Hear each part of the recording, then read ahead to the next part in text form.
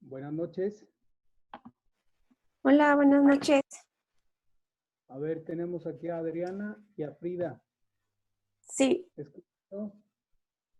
casi no lo escucho, profe. A ver, tenemos a Adriana y a Frida. ¿Es correcto? Sí. Muy bien. Para la próxima semana vamos a entrar al tema de la independencia de México. Entonces, les voy a pedir de favor, no sé si quieran trabajar en equipo o trabajar de forma individual. Vamos a desarrollar el tema en dos etapas. La primera etapa será sobre los antecedentes de la independencia de México, es decir, cómo se preparó toda la independencia. La segunda parte sería propiamente lo que fue la independencia, todo lo que se realizó para poder tener libertad en México, habiendo sido colonia española. No sé si se reparten el tema o yo reparto el tema o cómo le hacemos. Pues si quieres repartirlo. ¿O cómo ves, Frida? ¿Quieren trabajar en parejas o trabajan de forma individual? Como quiera. A mí me da igual. Por lo pronto yo creo que como hay dos, porque son 5 en total, por lo pronto, ¿qué les parece si una toma los antecedentes de la independencia y la otra toma lo que fue la independencia como tal? Frida, ¿qué quieres tomar? Frida. ¿Cuáles son? Bueno. Profe, ¿los vuelvo a repetir? Sí. La primera parte de la independencia sería todos los antecedentes de la independencia. La primera. Sí, la primera parte del tema. Es decir, cómo se preparó, quiénes participaron, cómo se organizaron, quién organizó, dónde se reunieron, qué personajes participaron en esta preparación, por qué la independencia, es decir, qué fue lo que motivó a que se buscara que México fuera independiente. Ese sería por una parte el antecedente.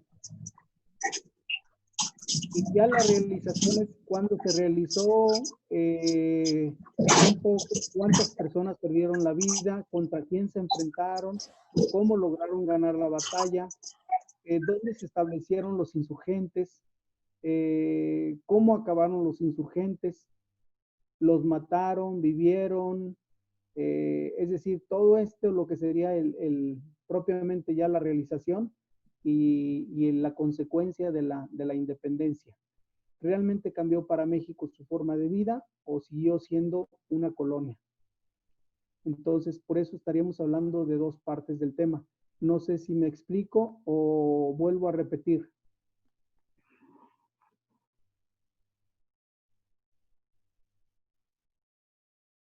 Adriana y Frida, ¿alguna duda?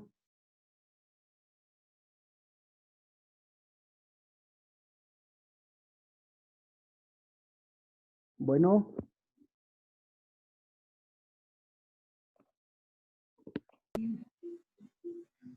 ¿Alguna duda hasta aquí? No.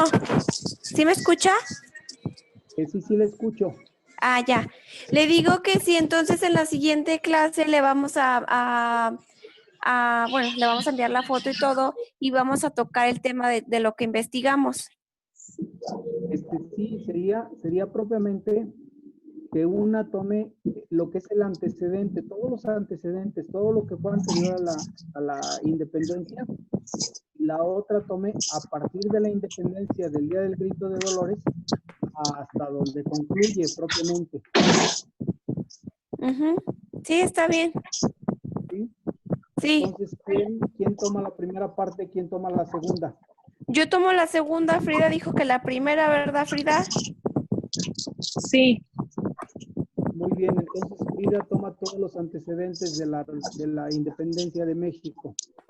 Y Adriana tomaría lo que sería a partir de la independencia hasta cómo terminaron los insurgentes.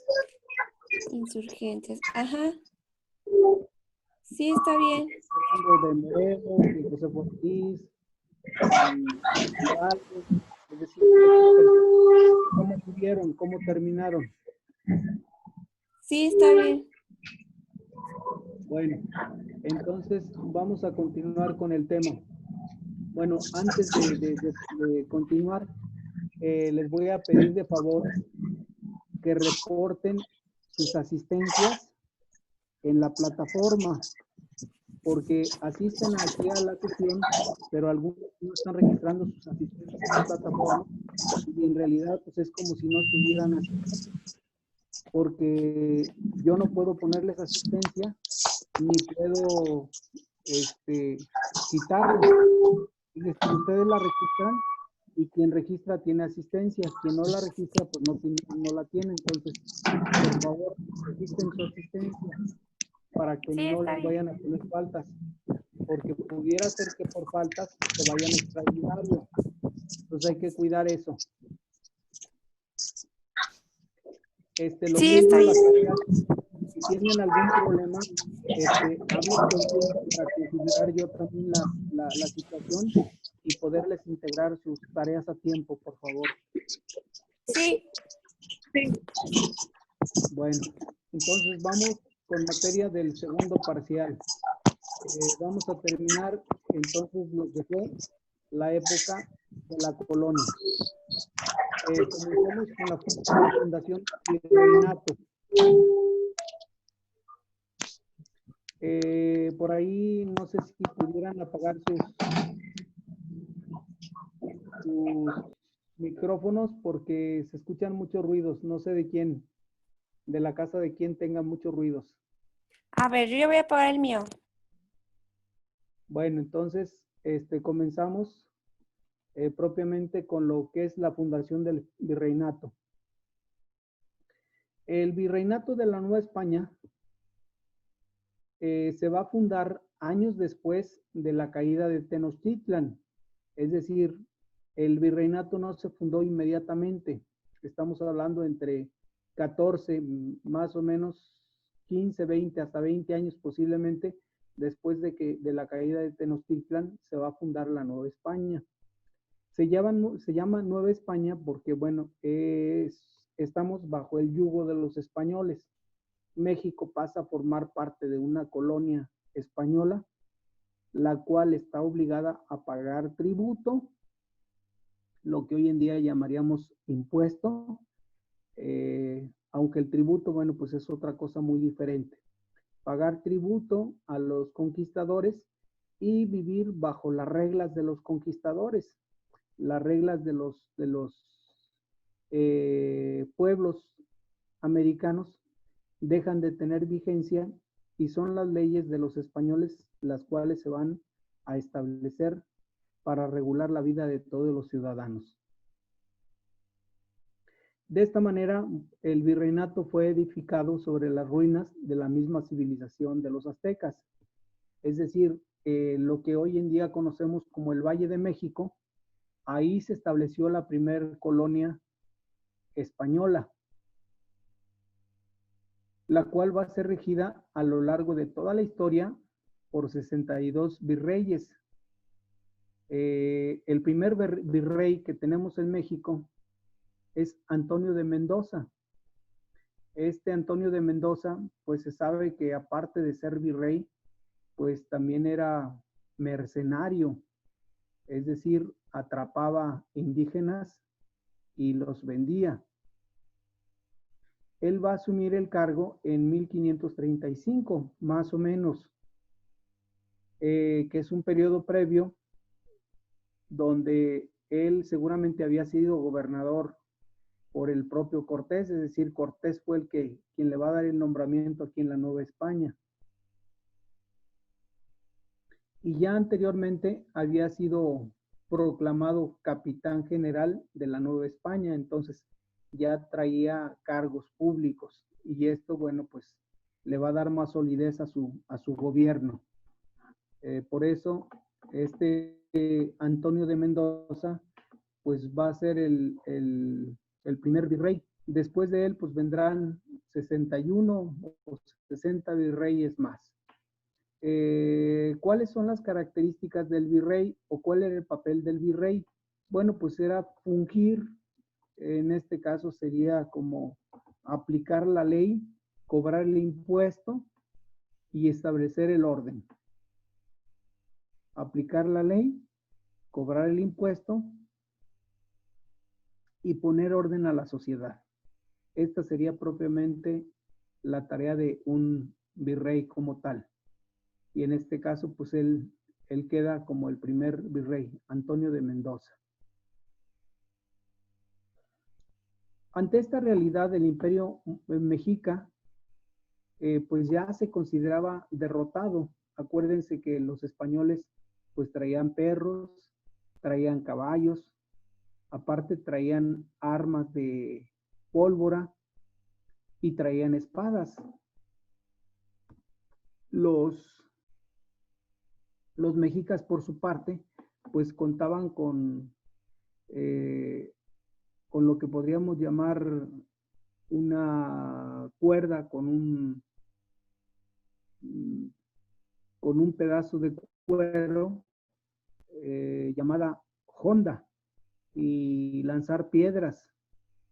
Traían espadas, traían flechas, pero no era un armamento suficiente como para poder defenderse y sobre todo enfrentar a un ejército que seguramente en número sería menor, pero en tácticas de ataque, pues era más letal los españoles. No muy lejos, pues no estaban acostumbrados ellos a ver caballos, entonces el hecho de que seguramente un caballo relinchara y se pusiera agresivo, pues esto causaba temor en los aztecas. Por lo tanto, pues pronto van a ser vencidos. Vuelvo a repetir, aunque en número eran mayor, sin embargo, en tácticas de guerra, pues no estaban tan desarrollados. Aparte el armamento, pues no se podía comparar. ¿Alguna duda hasta aquí?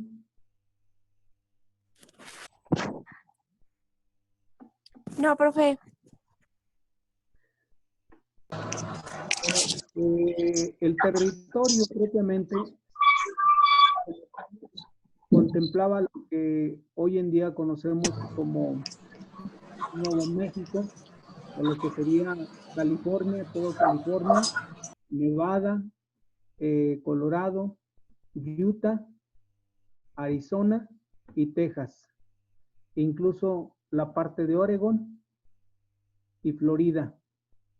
Estos estados propiamente pertenecían a México, por eso el territorio mexicano pues era más grande.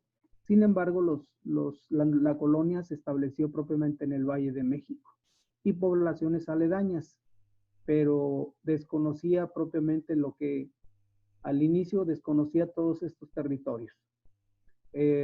Por lo pronto, bueno, pues logra vencer a los mexicas y se establecen como nuevo gobierno, quien establece nuevas normas, las cuales todo indígena está obligado a cumplir.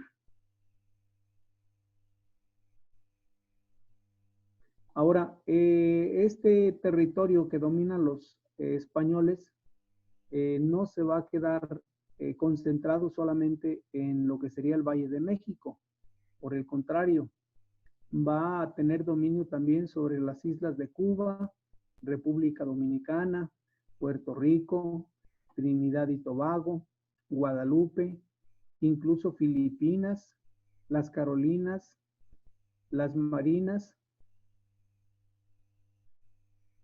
donde va a ser el mayor asentamiento de la colonia española en esta época, las Islas Marinas, es decir, todo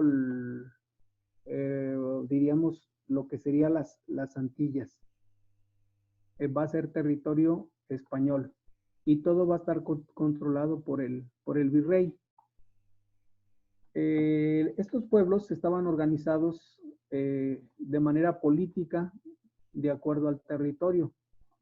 En ese entonces el virreinato de la Nueva España era tan extenso que requería una división política en dos unidades, reinos, capitanías y capitanías generales. Los reinos, bueno, pues ahí, estaban representados por los virreyes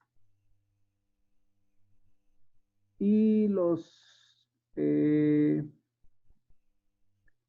territorios o el resto del territorio estaba propiamente gobernado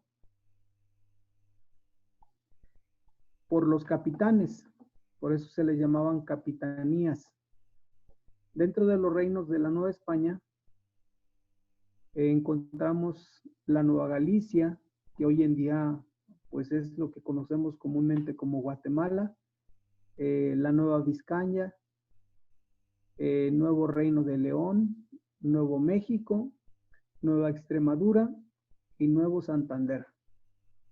En cambio, las capitanías generales eran gobernadas, son los pueblos que hoy conocemos como Filipinas, como Cuba, como Puerto Rico y como Santo Domingo. Ahí no había virreyes, había capitanes, que estos capitanes a su vez daban algún informe de las tareas que se desarrollaban. Es decir, los capitanes debían rendir cuentas al virreinato y el virreinato debía estar satisfecho para que los mismos capitanes pudieran trabajar de forma tranquila. Si alguna capitanía no rendía frutos o no rendía tributos al virrey, pues esta inmediatamente sería retirada y pondrían a otro en el cargo de ese nuevo capitán. Esta división que se estableció de forma territorial también fue de forma administrativa. Es decir, estas poblaciones ya eran regidas o eran gobernadas por un presidente o un capitán general, quien reportaba al virrey y a su vez directamente a las autoridades coloniales en España peninsular. Es decir, eran cargos honorarios que duraban un determinado tiempo. Si eran buenos administradores, bueno, pues se mantenían seguramente muchos años. Si eran malos administradores, pues inmediatamente eran retirados de su cargo y ponían a otras personas. Un poco lo que vemos hoy en día con nuestros gobernantes. Nada más que aquí, pues,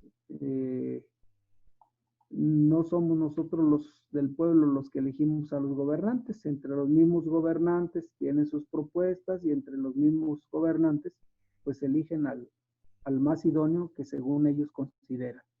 Por eso los gobiernos pues se van moviendo de acuerdo a los intereses de los mismos candidatos. Pero, ¿qué pasaba con la sociedad colonial? La sociedad de la colonia distinguía entre ciudadanos en base a un criterio ante todo racial.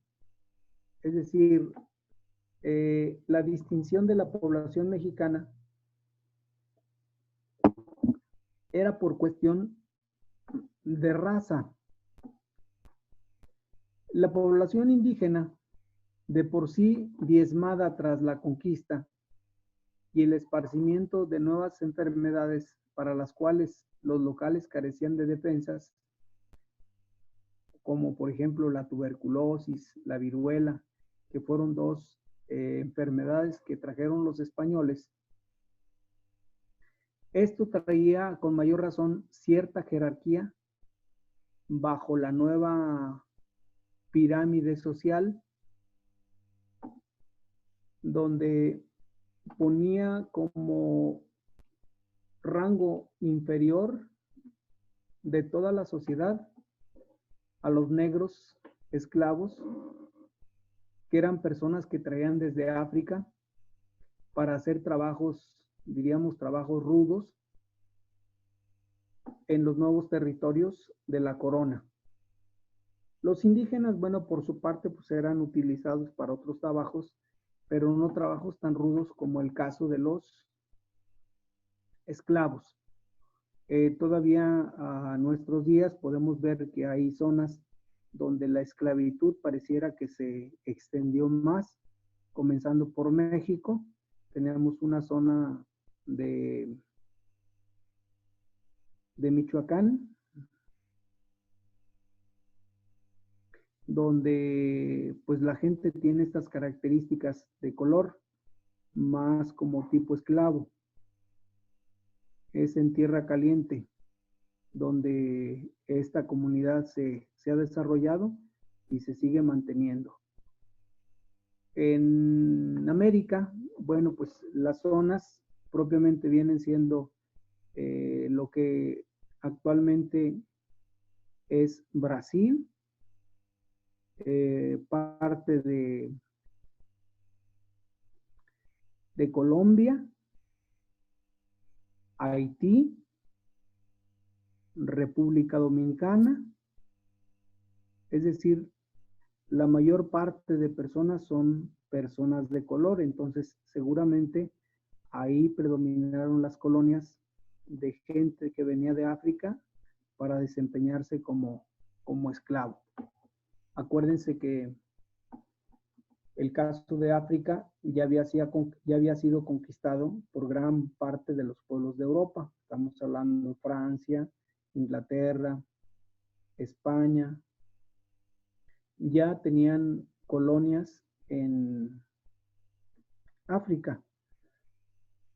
Y los mercenarios pues atrapaban seguramente a los nativos de color, los traían o los distribuían en las distintas partes de la colonia de América, pero los vendían como esclavos. Entonces, pues un esclavo no gozaba de derechos, ya que desde que llegaba a la población mexicana hasta que moría, pues era considerado esclavo. En este caso, los indígenas, pues estaban por encima de los negros, más no de los blancos. Es decir, todos los blancos provenientes de Europa estaban por encima de los nacidos en suelo americano. A partir de aquí se da lo que sería el mestizaje y las castas. ¿Saben ustedes quiénes eran llamados mestizos?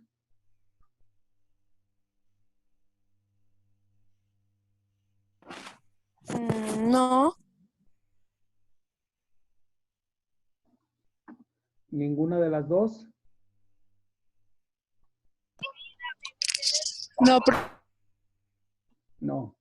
Bueno, los mestizos eran aquellos descendientes de la unión entre un blanco y una india. Es decir, aquellos españoles que venían y abusaban de las indígenas, tenían hijos y esos hijos eran considerados mestizos. Es decir, no eran naturales europeos ni eran naturales españoles, eran intermedios y gozaban de ciertos privilegios. Y esto obedece en gran medida a la ausencia de mujeres blancas durante los primeros tiempos de la colonia. Y de alguna manera el actuar de los españoles pues trataron de justificarla porque eran los colonizadores europeos. Por ello, algunos incluso no tomaban a las indígenas o no tomaban una sola indígena. Algunos europeos llegaban a tomar a varias indígenas que eran ya en este momento consideradas como amantes. Acuérdense que es un término que todavía utilizamos. ¿Qué es un amante?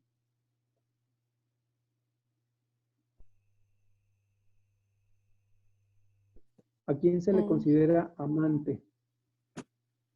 Pues a lo que todo mundo conoce, ¿no? No sé, o que estés con otra persona o a tu pareja, es que no sé, dependiendo cómo lo veamos. A ver, puede ser amante hombre o puede ser amante mujer. Ajá, ¿Quién es los un dos, ¿no? amante? Sí, pero ¿por qué se les llama amantes? Porque es tu pareja, no sé, profe, porque te está engañando o no sé. A ver, eso es lo que piensa Adrián. A ver, Frida, complete, por favor. Profe, no le entendí. Sí, ¿a quién se le llama? Dice, es su amante. O sea, no es tu esposa, pero es su amante. ¿Qué es amante? Es que no se escucha muy bien, profe. ¿A quién consideran amante? ¿A quién se considera un amante?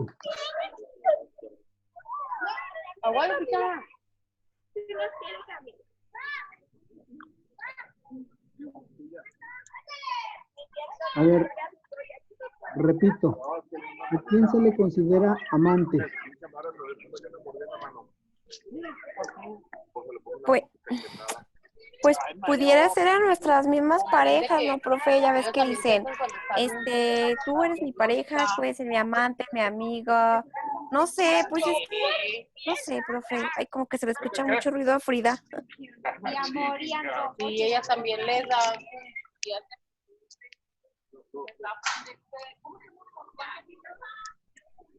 A ver, el término de amante, ¿cómo lo entienden ustedes?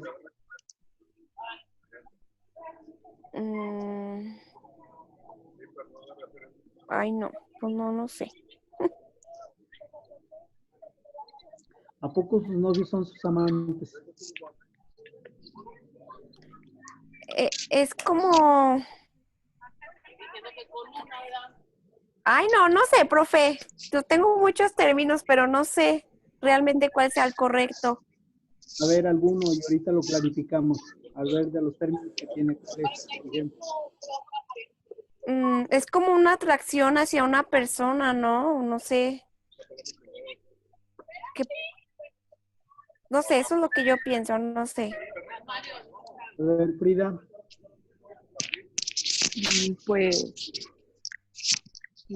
ay, pues, profe, no sé.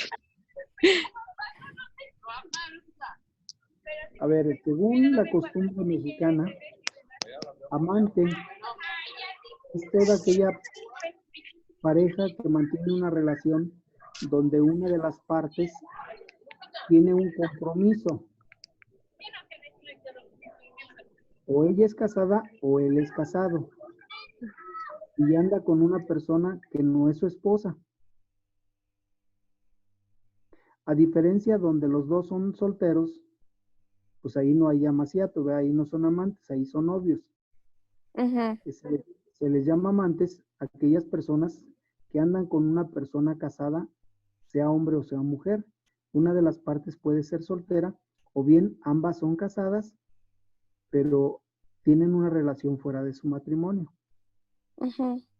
Ese es un amante, tanto hombre como mujer. Entonces los españoles pues tenían varias amantes aquí en América. Eso debido a que no se traían las esposas a vivir. Las esposas inicialmente se quedaron en España. Y entonces ellos venían y pues la mujer que seguramente les correspondía, pues andaban con ella. Y no solamente tenían una, tenían a varias mujeres, porque Se aventaban sus... también aquí existía la costumbre de, de que para una familia era muy honroso que el español la poseyera, o sea, la tomara como pareja o la tomara como compañera. Para el indígena, pues era más que verlo mal, era un honor. O sea, entregarle al español la hija, pues era algo así muy, muy honroso para la familia. Sin embargo, los españoles, debido a la tradición religiosa, pues ya ellos sí sabían que esto era amaciato. O sea, amaciato, pues es vivir con una persona comprometida o vivir con varias personas cuando ya tengo yo un compromiso. Entonces, el caso de los españoles, pues llegaron al no tener mujer aquí, bueno, pues buscaban aquí una y algunos no buscaban una, buscaban varias. Por lo tanto, los hijos que nacían de esas relaciones, pues propiamente eran hijos ilegítimos. O sea, ilegítimos con ellas porque ellas no eran las esposas, ellas eran las amantes. Y a estos hijos también se les daba un nombre. Se les daba el nombre de bastardo. O sea, bastardo porque nacía fuera de un matrimonio. Por eso se les llamaba hijos bastardos. Y vuelvo a repetir, para los mexicas, pues esto era algo quizá muy normal que un español tomara por esposa o por pareja a algunas indígenas, pero los españoles dentro de sus creencias religiosas sabían que era incorrecto. Y de esta manera, con esta descendencia ilegítima, así va a surgir un conjunto de castas para distinguir a los ciudadanos según su origen. Por ejemplo, los blancos peninsulares.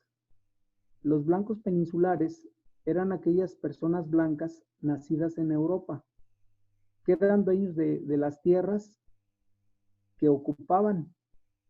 La más alta jerarquía, pues, era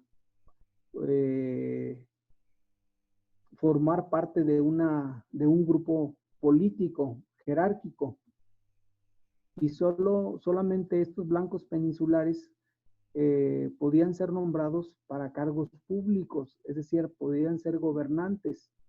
Si no eran blancos, entonces no podían ocupar cargos públicos. Entonces tenían que ser blancos, pero peninsulares,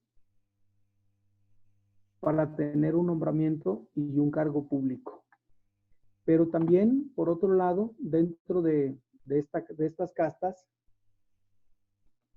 tenemos los blancos criollos.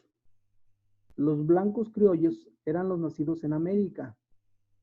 Eran también de clase pudiente, pero no contaban con los beneficios de los peninsulares y tenían, pues, un acceso controlado al poder político.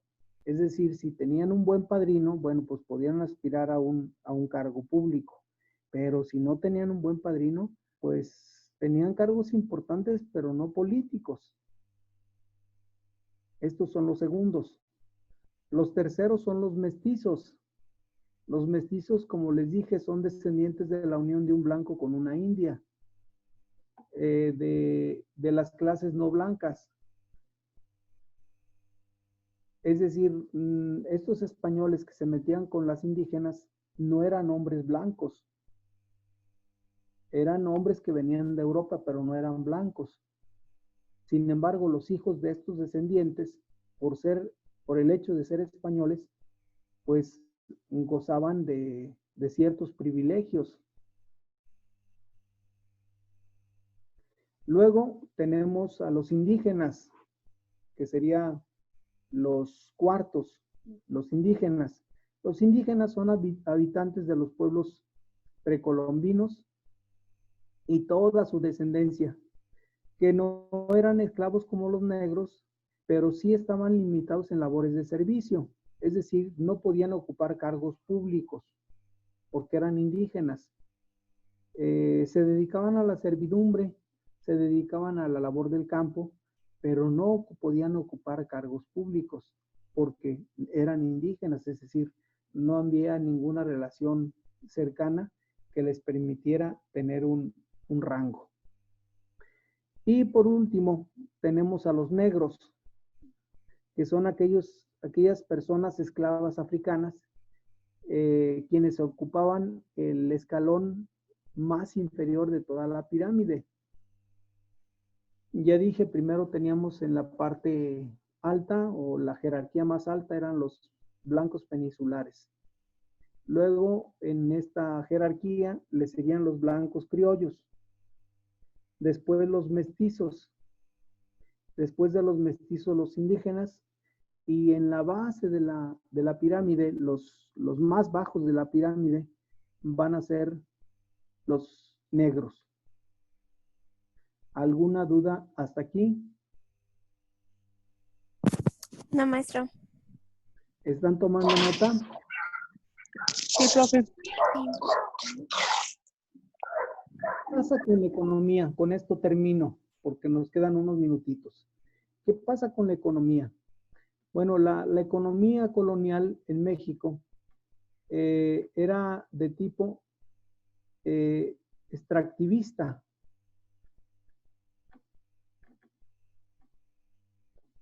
Es decir, pues era una economía muy parecida a la que se llevaba en Europa. Es decir, estaba propiamente sostenida por la minería que se había descubierto apenas en el norte, ya en el norte de México. Entonces, todas las ganancias que se extraían de las minas, después estas minas se van a centralizar aquí en Guanajuato también, y en otras partes como en Pachuca. Eran propiamente el mayor ingreso que tenían los colonizadores. Y más tarde comenzaron a implementar el crecimiento de las obras. Estamos hablando de la albañilería. Y por último, el cultivo de las tierras. Y de esta forma van a poder recabar fondos para mantener la colonia en México. Sin embargo, la mayoría de utilidades, tanto de la minería como del campo y algunas artesanías que comenzaban a desarrollarse, curiosamente, eran enviadas a otros lugares. Y en este caso, pues, la mayor ganancia se la llevaba la corona española. Por eso, pues, muchos mexicanos estaban ya propiamente inconformes con todo esto. Es decir, pues no es posible que trabajemos y todas las ganancias se las llevan los colonizadores. Pues aquí terminamos. Nos faltaría ver cómo fueron evangelizados, pero eso ya lo vemos la próxima clase. Entonces les agradezco mucho que se hayan conectado y nos vemos el próximo miércoles. ¿Les parece bien? Sí, está bien, gracias. No, al contrario, ustedes, en la medida de las posibilidades, no me fallen, entonces se preparan para la próxima. Sí. Comenzaría una de las dos, una vez que termine la evangelización. Yo me la engancho. Sí, está bien. Sí, profe. Buenas tardes y gracias por su asistencia. Gracias, buenas noches. Buenas noches a ustedes.